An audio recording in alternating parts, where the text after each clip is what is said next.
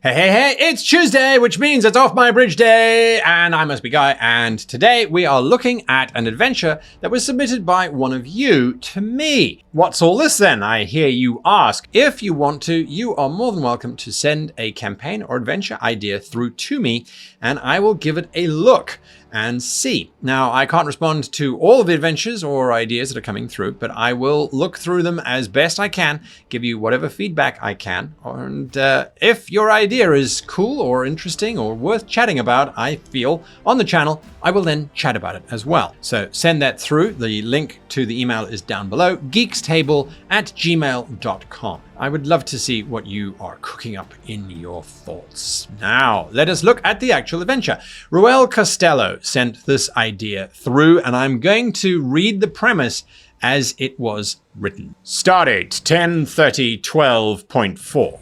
The year is 2426. In the wake of the current state of galactic affairs, black markets, contraband smugglers, and criminal syndicates find a niche within which to operate unnoticed. Existing on the fringes of Federation space and just beyond, where their schemes and plots have the chance to destabilize the galaxy's hard-won peace.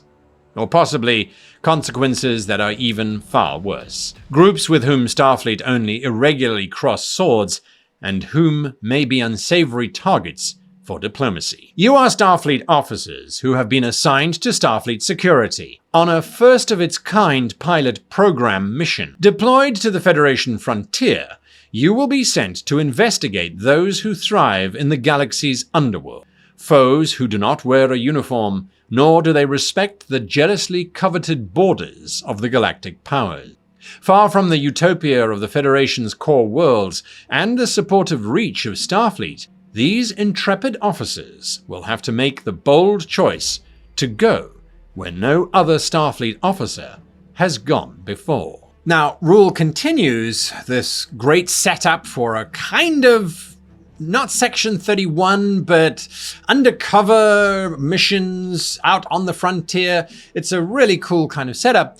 Reuel then starts by saying that the very first adventure is going to be based on a runabout, and it will be the crew on the runabout having to survive an attack before they can actually get to their ship. And he asked, what did I think about that as an opening premise? Haha, what do I think about that? I think it's a great opener. I think we have seen runabout adventures many times, especially in DS9, and we've seen them come under attack from all kinds of ships and survive some pretty hefty encounters. Unfortunately, that is because in Deep Space Nine and other Star Trek episodes, runabouts are as strong as plot needs them to be. In some episodes, we've seen a runabout take out 2 Jem'Hadar warships. In others, we've seen 1 Jem'Hadar warship knock out a runabout without suffering any damage whatsoever. So the runabout's actual powers vary in the show.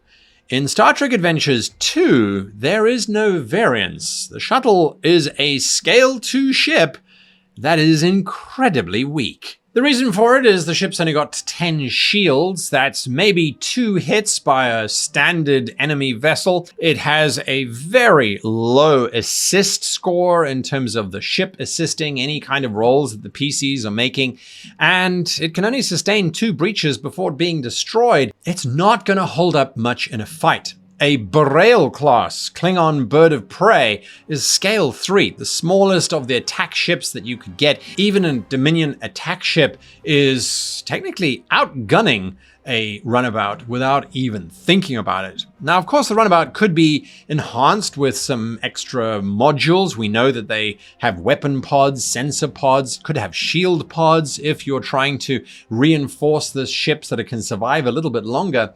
But if you throw any kind of ship against it that is not also in the runabout shuttle fighter class, that runabout is going to suffer major consequences. Even an old bird of prey, it still will be able to destroy that shuttle unless the players are doing some miraculous rolling and the enemies are rolling very poorly. So I don't want the entire adventure to have these crewmen on board a runabout and to encounter an enemy who simply outguns them and can destroy them. This means that that adventure is going to have to be very carefully scripted. Not so much ship combat, but more along the lines of social interactions, social combats. So how are we going to make a combat between the runabout and whatever other ship there might be interesting? Well, we need to make sure that the players themselves have options. They don't have to have a straight-out firefight in the middle of open space. Let's give them an asteroid to hide in. Let's give them a nebula that they can run around on. Let's give them something that they can use to their advantage, which will mitigate any kind of superiority that other ships might have.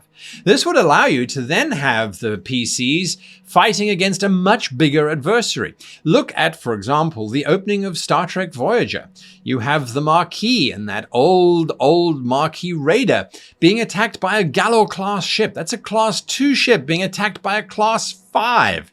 The Gallo would rip that ship to shreds if they weren't hiding in the Badlands. So you need to give the runabout an opportunity to escape into a space.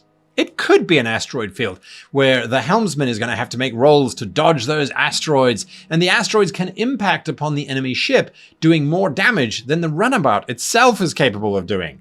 So they could use that to their advantage. You could go crazy and put them in some ice rings so there's reflections or refractions. Pull a Vidian trick where they're inside a mirrored asteroid and it's difficult to determine who or where they are, and then they can sneak out later. The emphasis here, however, is that you cannot rely on the players to come up with creative and imaginative ways if the space in which the adventure is happening is not providing them with some opportunities for escape in the first place. Alternatively, instead of having ship-to-ship combat, have the crew be able to beam down onto a habitable moon or onto a planet's surface. There, the enemy have to beam off their ship and send out search parties to try and capture the crew. What you're doing then is turning it from a starship combat into personnel combat, and that is a lot more of an even playing field for the PCs than it would be if you keep them in the runabout. Now, of course, if you do stick to the runabout and you continue the idea and maybe the PCs roll poorly, as the runabout is about to be destroyed, that doesn't mean that it's the end of the PCs. It means that they're beamed out by whoever is attacking them, who then intends to sell them at the local slave markets, or to use them to develop technology that the vaunted Federation has that the outer territories don't have access to. You know how to make a replicator. You will make one for us. You are a doctor. You will treat us with these injuries that we cannot heal, for we don't have the medical technology that your Federation guards so preciously. You can turn that into a further adventure or a new adventure, as the PCs now are prisoners and have to escape. So when you are thinking about a campaign that you are creating this dangerous space, but then realizing you also need to create safe harbors within that.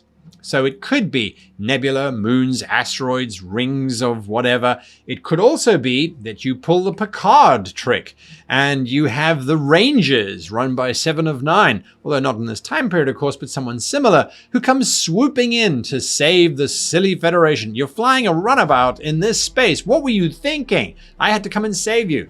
I'm not going to save you again. I'm the only law in this region, so stay on my good side type of thing. So there are lots of elements that you can add in to really flesh out this opening story of being on a runabout. Having the crew start on a smaller ship and then migrating them up to a bigger ship is a really cool idea. It really lets them appreciate what their new ship can do, as opposed to the little runabout, which could do very, very little.